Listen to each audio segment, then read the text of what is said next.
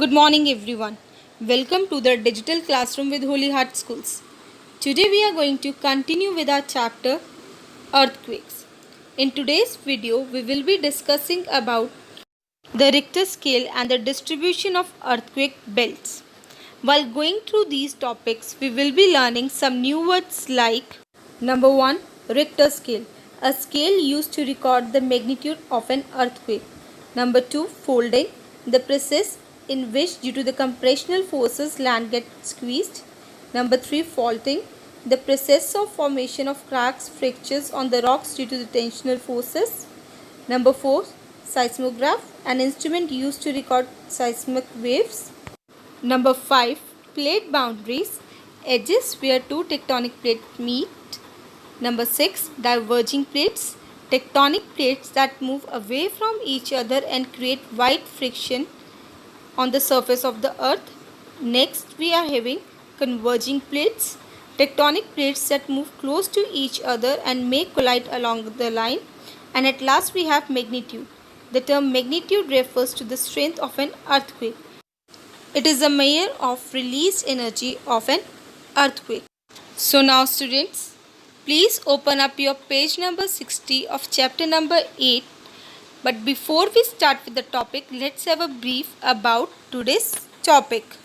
The intensity and magnitude of an earthquake can be measured by the Richter scale and Mercalli scale. Richter scale is developed by an American seismologist Charles Richter in 1935. This scale ranges from 0 to 9 and has no upper limit because the highest intensity experienced by the earth was 8.9 and we don't know how much powerful an earthquake can be. So it is an open-ended logarithmic scale. Now let's understand its working in a better way. Suppose an earthquake of an intensity 1 take place on Monday, followed by an earthquake of an intensity 2 on Tuesday. Here it means that the earthquake of Tuesday is 10 times more powerful than that of Monday. As increase in magnitude by 1 means that the following earthquake is 10 times more powerful than the first one. The another scale used to measure the intensity of an earthquake is a Mercalli scale. In the beginning of 20th century, the Italian seismologist Giuseppe Mercalli introduced another scale to measure the intensity of shaking of ground with gradation from 1 to 12.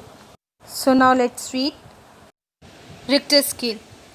The magnitude means amount of energy released or intensity means the strength of an earthquake is measured on the Richter scale, developed by Charles F. Richter, a US seismologist in 1935. The number indicating the magnitude or intensity on a Richter scale ranges between 0 and 9. In fact, the scale is an open-ended logarithmic scale. Logarithmic scale is a way of displaying the numerical data in a compact manner and thus has no upper limit or number. As we have already discussed that we cannot predict that how strong an earthquake can be, so it is an open-ended logarithmic scale. On a Richter scale, the vibration of an earthquake with a magnitude of 2 are 10 times greater in an amplitude than those of an earthquake with magnitude of 1. This I have already discussed with the help of an example. And vibrations of an earthquake with the magnitude of 8 are 1 million times greater in amplitude than amplitude means a distance moved by a point. Those of an earthquake with magnitude of 2. As we have already discussed that an increase in magnitude by 1 means that the following earthquake is 10 times more powerful than the first one. The destructive earthquake ever recorded has magnitude of 8.9 in Chile in 1960. Other scales are also used for measuring magnitude of earthquake. The intensity scale commonly used in United States is the Mercalli scale, the one named after the Italian volcanologist Giuseppe Mercalli. Volcanologist is the person who studies about the volcanoes. The values on this scale are given from 1 to 11 in Roman numerals. Now next we are going to discuss about the distribution of earthquakes. Earthquakes are mainly associated with the unstable portion of the earth crust. They also coincide with the belts of volcanoes.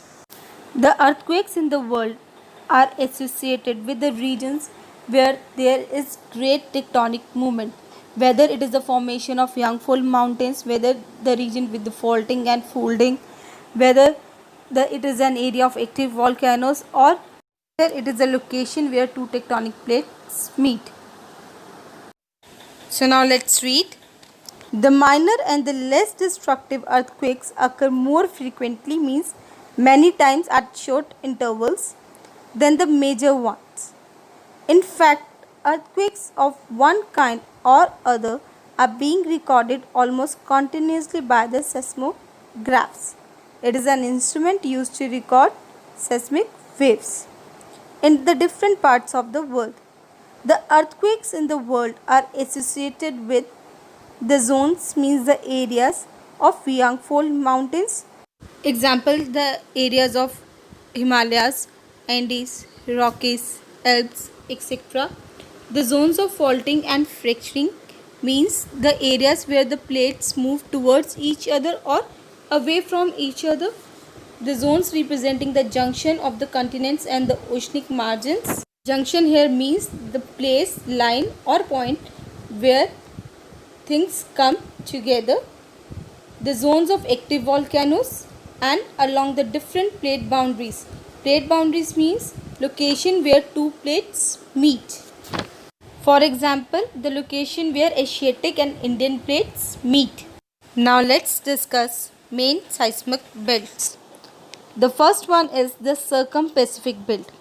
There are many fold mountains present in this belt along the margins of the Pacific Ocean. For example, Andes in South America, Rocky Mountains in North America. This is a region of the crustal disturbance, so largest number of earthquakes occurs in this belt. This zone represents the junction of continental and oceanic plate margins. So now let's start with its reading. The Circum-Pacific Belt include the coastal margins. Coastal margins means the area along the sea or ocean of North America, South America and East Asia. East Asia includes the islands of Japan, Philippines, Taiwan, etc.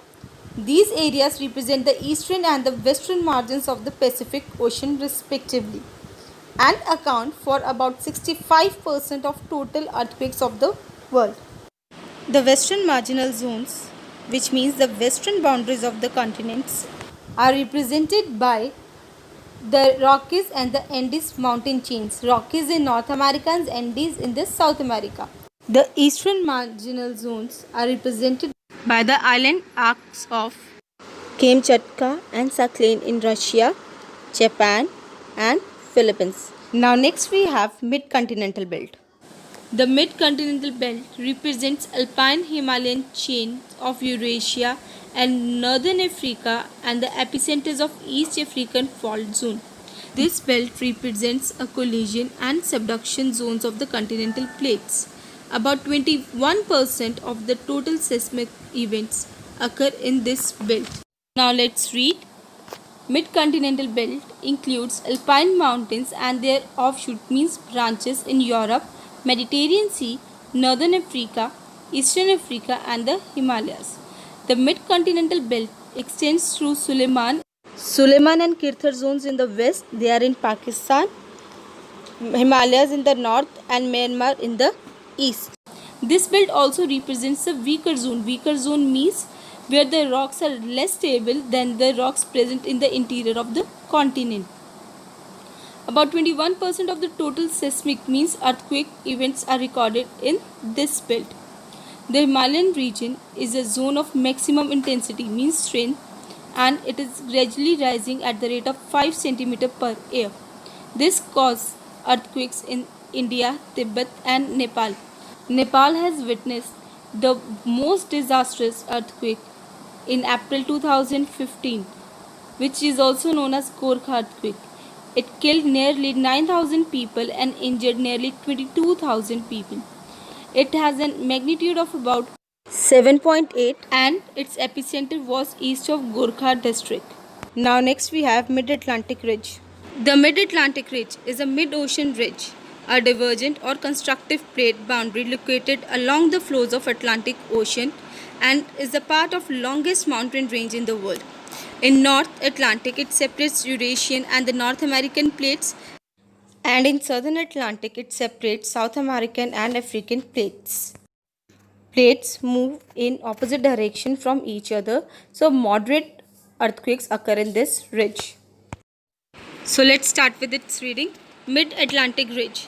Belt includes the Mid-Atlantic Ridge means an elongated highland with several peaks and several islands near the ridge. It records moderate earthquakes which are caused due to the moving plates in an opposite direction. It means here the plates are diverging from each other. Thus the seafloor spreading and the fissure type. Fissure type means when the magma comes out through the cracks of volcanic eruptions cause earthquakes of moderate intensity in this region. Moderate intensity means that they are neither too weak nor too strong. So now students, with this we are ending up with the topic of the day. Please revise your topic and please keep exploring. Thank you.